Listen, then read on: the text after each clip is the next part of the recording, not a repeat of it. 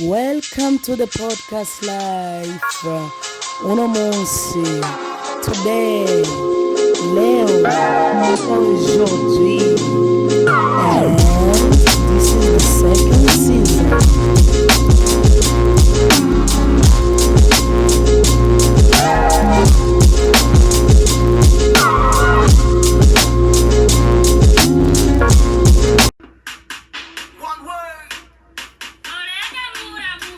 Ego turamufana.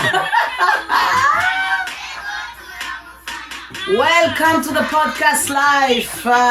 Uno munsi turi kumwe nande. Hey, ça fait longtemps.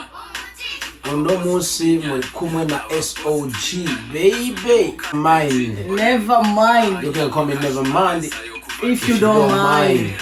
Yeah. Ngira I know it's been a while. I know. Ça fait très longtemps. Misi haciye ni myinshi gose. But once again, turagarutse. Yeah. Kubabwira ibintu bitandukanye, ibintu n'ibindi bijyanye n'umuziki. Umuziki n'ubuzima. Kuragenda. N'ubuzima. Ça fait un mois là. N'ibindi byinshi nyine umuntu aba yiyumvira. So Ego turamufana. Olege muramufana. Oh my God. Ngaba. Umuziki. Sa. Umuziki. Dushaka umuziki. ubundi Anyway, tumudugirize kwanza Olege kwanza. Aba boss. Ikindi kigoma citonze buke gusa. We bandanye uko nyene ni sawa. Abapeiza bo utamba, abanyamuji bo utamba, bose bo utamba. Akorera umuziki bose nuko gusa bamwe babugaye amatwi batabashaka yuko ajyamo. Urazi ko rero bamwe baririmbira bamwe abandi basepara, n'abaseparatiste bahatanye. Olege aririmbira bose. Icyo ndamukundira nuko ibyamushikiye ntibyatumye amanura amaboko. Kandi ubirabe neza abandanya muri bya bisije byiwe nyene kuko niyo force yiwe. Ashaka gukuraho ibyo bintu byo kuziririza, byo kubuzwa, kutavuga. Ubundi umuririmbyi afite uburenganzira bwo kuririmba bwo kuririmba uko ntabyumva, ko inspiration yiwe ije kwa. So namuhaye ntuze props kubona abandanya guharanira ntuze yiwe, vraie inspiration. So nabandanye uko. Mais j'aime bien kujya kunavuga aba boss. Mais qu'est-ce que toi tu as à dire kuri abo bantu avuga ngo à la fin là noma mazina n'aba boss aussi? Mais yo ni culture yo mu Burundi na culture on devrait kubabaza abartiste bonyine tukababaza abo bantu bahora bavuga parce que nabafizo barabavuze muri byo ndirimbo nanuze na champagne. Marcelina yo ni culture ya nanuze na Mario Balotelli na culture ya Afrique. Culture no uvuga ni ya Kongomani. No, ni culture ya Afrique. Mais hari abo byagenewe nk'abakongomani bamwe babigira kuva kera kandi bo ntibaba bavuga umuntu ari we wese, ntibaba bavuga umuntu ari we wese.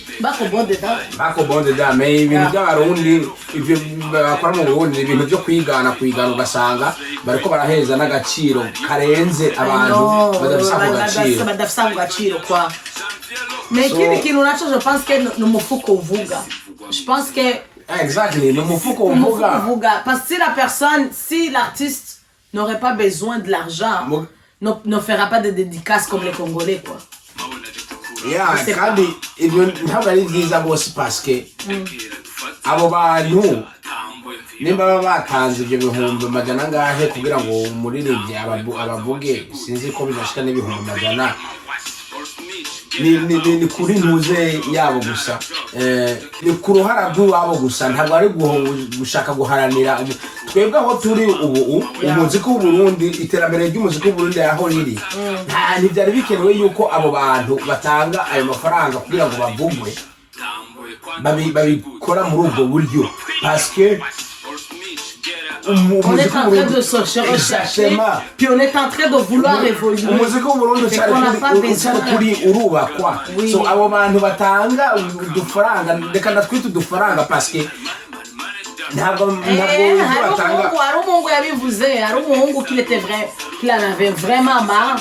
Aravuga ces gens-là qui mal les artistes, surtout les grands artistes aussi, ugasanga ariko aramuvuga izina tout ça. Ni gusubiza inyuma umuziki. En tout cas, ok, twavuga yuko peut-être que ça peut marcher avec eux, la Belgique, à Congomani, ça a marché quand même. Parce qu'à Congomani, par exemple, ils ne dédicacent pas n'importe qui. Ouais, ils ne dédicacent pas n'importe qui là.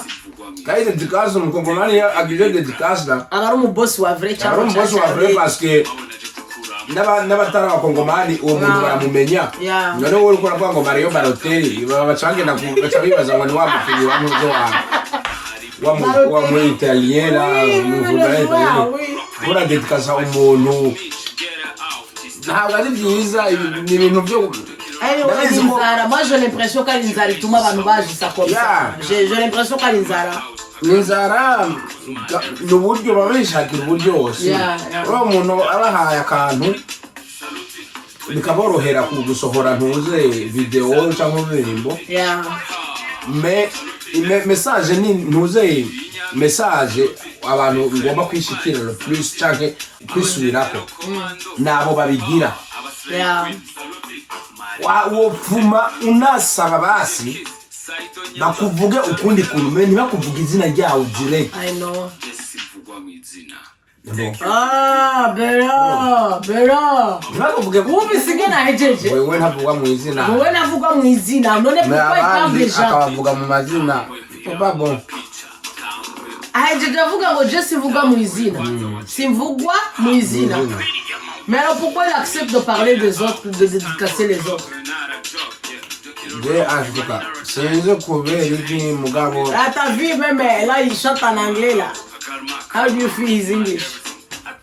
How do you feel his English? On veut dire.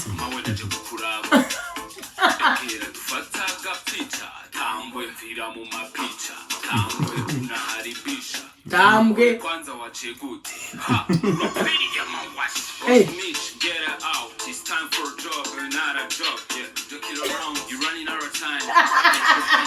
Yo, Oleg. Bavuga ko. Oh my God. Ça exagéré. Bavuga ko ari mu baririmbyi b'Abarundi actuellement. Bafise ntuze bafise une bonne idée yiyo ariko araja. Oui, il sait déjà qu'est-ce qu'il fait. Oui, arazi ibyo akora, arazi iyo ariko araja. Naco gituma ubona ko he does not step back mu buryo aririmba ibyo aririmba. Ntasubira inyuma ho biho. He knows. Il sait déjà c'est quoi son identité. Arazi umuziki ategerezwa gukora. Nyaburya hari utuntu à améliorer. Mais c'est tout le temps comme ça. Il y a tout le temps des artistes qui ils ont quelque chose à améliorer parce que déjà mon Dilimbo il a mis beaucoup déjà. Et c'est ça, mais ndirimbo zose zirimo abantu benshi. Mais icyarusha abandi afise identité.